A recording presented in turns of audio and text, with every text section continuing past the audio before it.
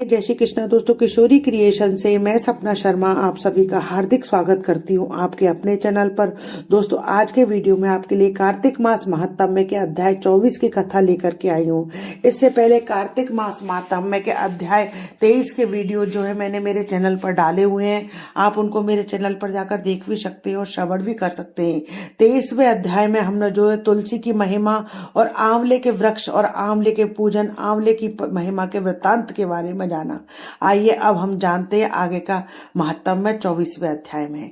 लिखवाओ से निज दया से सुंदर भाव बताकर कार्तिक मास 24वां अध्याय सुनो सुधाकर। राजा पृथु बोले, हे मुनि श्रेष्ठ, आपने तुलसी के इतिहास, व्रत, महात्म्य के विषय में कहा। अब आप कृपा करके मुझे यह बताइए कि कार्तिक मास में और क्या और भी देवताओं का पूजन होता है, वह भी विस्तार पूर्वक बताइए।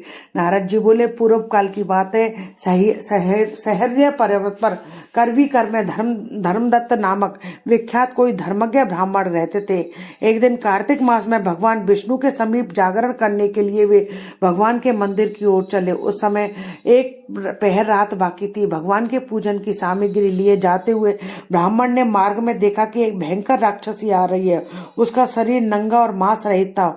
उसके बड़े बड़े दांत, लपलपाती हुई जीभ, लाल नेत्र देखकर ब्राह्मण भय से थर्रा उठे। उनका सारा शरीर कांपने लगा। उन्होंने साहस करके पूजा की सामग्री तथा जल से उस राक्षसी के ऊपर प्रहार किया। उन्होंने हरिहर का नाम स्मरण करके तुलसी दल मिश्रित जल से उसको मारा था, इसलिए उसका सारा पातक नष्ट हो गया। अब उसे पूर्व जन्म के कर्मों के परिणाम स्वरूप प्राप्त हुई दुर्दशा का स्मरण हुआ।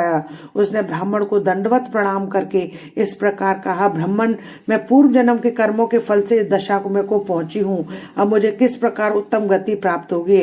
धर्मदत्त ने उसे इस प्रकार प्रणाम करते हुए आश्चर्यचकित होते हुए पूछा कि किस कर्म के फल से तुम इस दशा को पहुंची हो और कहाँ की रहने वाली हो, तुम्हारा क्या नाम है, आचार व्यवहार कैसा है, ये सारी बातें तुम मुझे विस्तार पूर्वक बताओ। उस राक्षसी का नाम कलहा था। कलहा बोली, ब्राह्मण, मेरे पूर्व जन्म की बात है। सौराष्ट्र नगर में भिक्षु नामक एक ब्राह्मण रहते थे। मैं उनकी पत्नी थी। मेरा नाम कलहा था और मैं बड़े क्रूर स्वभाव की स्त्री थी। मैंने वचन से कभी अपने पति का भला नहीं किया, उन्हें कभी मीठा भोजन नहीं परोसा, सदैव अपने स्वामी को धोखा ही देती रही। मुझे कलह विशेष प्रिय था, इसलिए मेरे पति का मन मुझ में सदा उद्विग्न रहता था। अंतोगत्वा उन्होंने दूसरी स्त्री से विवाह करने का निश्चय कर लिया। तब मैंने विष खाकर अपने प्राण त्याग दिए। फिर यमराज के दूत आए और मुझे बांधकर पीटते हुए यमलोक में ले गए। वहां यमराज ने मुझे देखकर चित्रगुप्त से पूछा, चित्रगुप्त, देखो तो सही इसने कैसा कर्म किया है। जैसा इसका कर्म हो उसके अनुसार ही यह शुभ या अशुभ प्राप्त करे। चित्रगुप्त ने कहा, इसका किया हुआ कोई भी शुभ कर्म नहीं है। यह स्वयं मिठाइयां उड़ाती थी और अपने स्वामी को उसमें से भी कुछ नहीं देती थी। इसने सदा अपने स्वामी से द्वेष किया, इसलिए यह चमगादड़ी होकर सदा कलह में ही इसकी प्रवृत्ति रही। इसलिए यह विष्ठा भोजी सूकरी की योनि में रहे। जिस बर्तन में भोजन बनाया उसी में यह सदा अकेली खाया करती थी। अतः इसके दोष से यह अपनी ही संतान का भाड़ करने वाली बिल्ली हो। इसने अपने पति को निमित्त बनाकर आत्मघात किया, इसलिए अत्यंत निंदनीय। स्त्री प्रेत के शरीर में भी कुछ काल तक अकेली ही रहे। उसे यमदूतों के द्वारा निर्जल प्रदेश में भेज देना। वह दीर्घ काल तक यह प्रेत के शरीर में निवास करे। उसके बाद यह पापनी शेष 3 योनियों का भी उपभोग करेगी।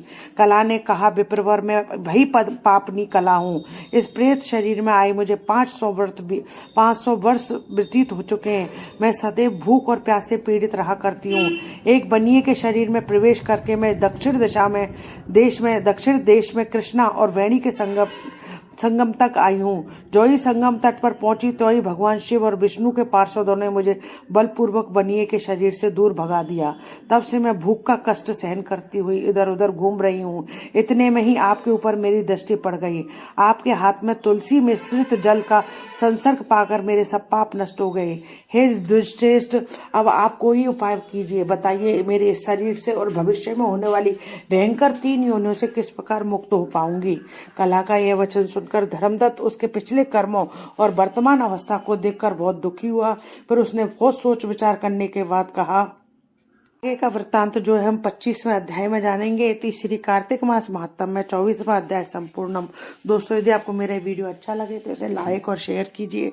यदि आपने अभी तक मेरे चैनल को सब्सक्राइब नहीं किया है तो उसे सब्सक्राइब करना ना भूलें। पास ही में बेल आइकन को दबाएं जिससे मेरे आने वाले हर नए वीडियो का नोटिफिकेशन आपको मिल जाए। हिंदू धर्म, रीति रिवाज, कथा कहानी जानने के लिए मेरे चैनल पर बने रहने के लिए बहुत बहुत धन्यवाद। जय श्री कृष्णा दोस्तों, राधे राधे।